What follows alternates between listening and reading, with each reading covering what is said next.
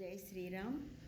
ఈ రోజున మనుషులకి నమ్మకమైన వాళ్ళు కృతజ్ఞతతో ఎలా ఉంటారో అనేది వీడియో మీకు అందిస్తున్నా.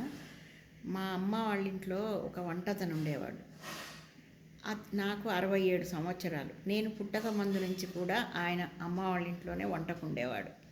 అతను మమ్మల్ని ఎత్తుకొని ఆడించాడు, మా పిల్లల్ని ఎత్తుకొని ఆడించాడు, మా మనవరాళ్ళని కూడా ఎత్తుకొని ఆడించేవాడు. మా పిల్లలు వాళ్ళ మనవరాళ్ళు ఏమైనా అన్నం తినకపోతే నేను మీ అమ్మమ్మకు కూడా అన్నం పెట్టాను తెలుసా అని సైగ చేసేవాడు. అమ్మ కోప్పడిన ఎత్తుకొని తీసుకెళ్ళి గిన్నెలో అన్నం పెట్టుకొని డాబా మీద తీసుకెళ్ళి తినిపించేవాడు. ఎంత నమ్మకం అంటే అది భార్య పెళ్ళయ్యాక కూడా మా ఇంట్లోనే ఉన్నాడు. భార్యాభర్తలు ఇద్దరు కలిసి ఎంత ఓపికతతో ఎంత బాధ్యతతో ఉండేవాడంటే అంత బాధ్యతతో ఉండేవాడు. అతను ఈ మధ్య అంటే ఒక సంవత్సరం కాలం క్రితం కాలం చేశాడు. ఎందుకో ఆ చనిపోయిన రోజు అనమాట గుర్తొచ్చి ఈ వీడియో మీ అందరితో పంచుకుంటున్నా.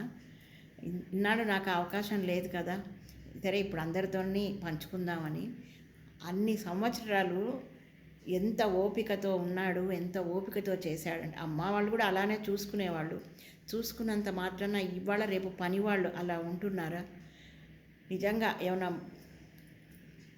నన్ను చూసి ఒక పెద్ద కొడుకుని చూసినట్టు అనిపించేది. ఇంట్లో నోరు లేదు కానీ ప్రతిదీ తెలుసు, ఎవరి మెంటాలిటీ ఎట్లుంటుందో తెలుసు.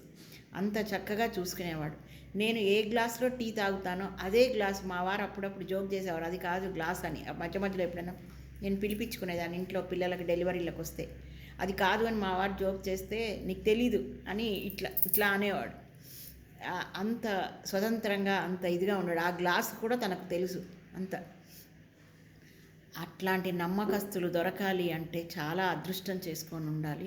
ఇప్పుడు పని వాళ్ళకి మనం ఎంత పెట్టినా ఆ కృతజ్ఞత అనేది లేదు. అమ్మ వాళ్ళు చనిపోయినప్పుడు వచ్చి ఆ అబ్బాయి ఏడుపు బాధ చూస్తే నాకు చాలా ఆయన ఒక్కడే ఉన్నాడు. మా అమ్మ వాళ్ళు చనిపోయినప్పుడు ఇంట్లో నేను మా అత్తగారింటి కాడి నుంచి వచ్చేంత పడికి భార్యాభర్తలు ఇద్దరే ఉన్నారు. నిజంగా అసలు ఏడుపు వచ్చేసింది. అట్లా మేము కూడా మాతో పాటు సమానంగా బాధపడ్డాడు. అతను వెళ్ళేటప్పుడు కూడా నేను చిన్నదానని అనుకోకుండా నాతో కాళ్ళ దండం పెట్టుకుంటే యజమానులు మీరు అన్నాడు. నేను తనకి దండం పెట్టా. నిజంగా ఆ తలుచుకుంటే ఎంత బాధేస్తుందంటే అంత బాధేస్తుంది. ఆ కృతజ్ఞత నేను ఇట్లా మీ అందరితో పంచుకొని కృతజ్ఞత కొంచెం తీర్చుకుంటున్నానేమో అని అనిపించింది. అది మీకు నచ్చితే చూసి ఆనందించండి.